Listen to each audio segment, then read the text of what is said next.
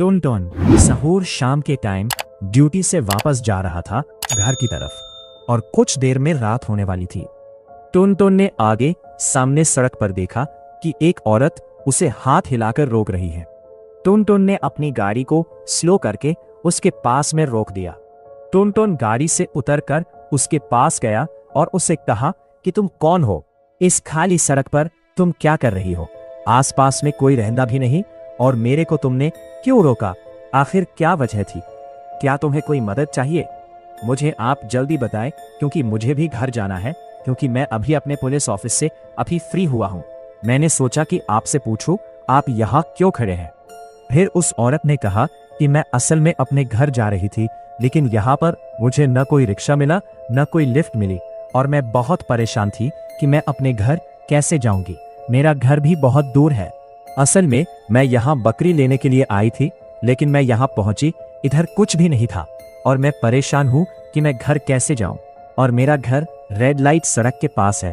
क्या तुम मुझे वहां पर छोड़ दोगे? टुनटुन कुछ देर के लिए खामोश होके सोचता है। उसका एक दोस्त था जिसका नाम था अज्जू भाई, और वो भी रेड लाइट सड़क की तरफ जा रहा था। उसकी मौत भी वही तो हुई थी, लेकिन मैंने सुना भी था कि वो सड़क किसी इंसान के लिए महफूज नहीं। लेकिन ये औरत वहां पर कैसे रहती है? वहां पर आसपास तो लोग भी नहीं रहते। टुनटुन सोच रहा था कि मैं ऐसा साफ साफ मना कर दूं, कहीं मेरी भी जान चली जाए उस सड़क पर। फिर टुनटुन ने उसे हाथ जोड़कर मना कर दिया और बोला कि मैं वहां नहीं जा सकता, क्योंकि मेरा एक दोस्त अज्जू भाई भी गया था, उसकी भी मौत हो गई थी। पर मैंने सुना है वो सड़क महफूज नहीं है किसी इंसान के लिए।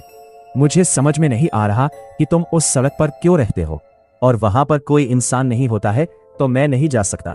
माफ कीजिए, आप किसी और को कहिए कि आपको छोड़कर आए, लेकिन मैं आपको नहीं ले जा सकता वहां पर।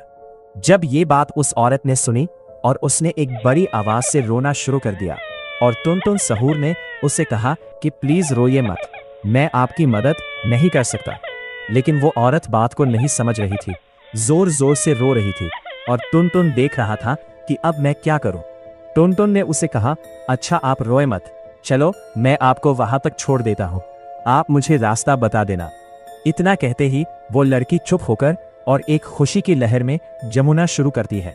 और फिर टुनटुन उसे कहता है, बस 1 मिनट सब्र करो, मैं गाड़ी को स्टार्ट करूं और साथ में बैठ जाना, और मैं आपको आपके घर तक छोड़ देता हूं। गाड़ी में बैठ जाती है, गांव के बीच वाले रास्ते से निकल पड़ता है और बड़ी स्पीड देता है गाड़ी को, क्योंकि रात होने वाली थी। टुनटुन 10 मिनट के अंदर रेड लाइट सड़क पहुंच जाता है और दूर से उसे एक पुराना एक घर नजर आता है, और औरत उसे कहती है कि उस सामने वाले घर के पास रोकना। टुनटुन उस घर को देखकर डर के मारे आराम आराम से उस घर के पास गाड़ी रोक देता है, और गाड़ी जैसे ही रोकता है वो औरत गाड़ी से नीचे उतरती है, और वो औरत कहती है, आपका बहुत बहुत शुक्रिया, आप बहुत दूर से आए मुझे मेरे घर छोड़ने। टुनटुन अब तुम बहुत थके होगे, एक काम करो, मेरे घर में आओ, मैं तुम्हें पानी खाना देती हूँ। तुम ऐसे मत जाना, तुम्हें भूख लगी होगी, पानी पीकर खा पीकर फिर अपने घर की तरफ जाना। मैं जाती हूँ घर की तरफ, अंदर आना, और तुम गाड़ी को लॉक करके ऊपर की तरफ आना, और जल्दी आना। इतना कहते ही वो लड़की चली जाती है घर के अंदर। टुनटुन घर की तरफ देखता है कि ये घर कितना पुराना और चारों तरफ से इसकी दीवारें कितनी गंदी हैं। टुनटुन ये सोच रहा था आखिर इस घर में ये औरत रहती कैसे है, और टुनटुन ये भी सोच रहा था कि उसका पति है या उसके बच्चे या इसके बहन भाई रहते हैं उसके घर में, क्योंकि उस घर से सिर्फ खामोशी, सन्नाटा, खौफ आ रहा था। टुनटुन थोड़ा साइड की तरफ देखता है, उसे दूर दूर तक कोई घर भी नजर नहीं आता और कोई बंदा भी नजर नहीं आता। उसे वो बात याद आती है कि इस सड़क पर कोई भी बंदा नजर नहीं आता, क्योंकि उसके दोस्त की भी मौत इसी सड़क पर हुई थी। बस मैं घर जाता हूं, मेरे लिए बेहतर रहेगा।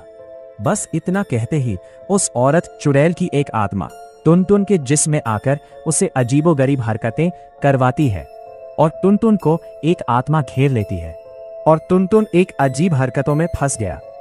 टुनटुन एक जिन बन चुका था, एक चुड़ैल की आत्मा, और कुछ देर के बाद उस औरत के बहुत सारे रूप टुनटुन के सामने आ गए, और उस सारी औरतों के सर अपने मुंह हिलने लगे, और बहुत जोर से हंसने लगे और टुनटुन के अंदर की जिस्म की आत्मा पे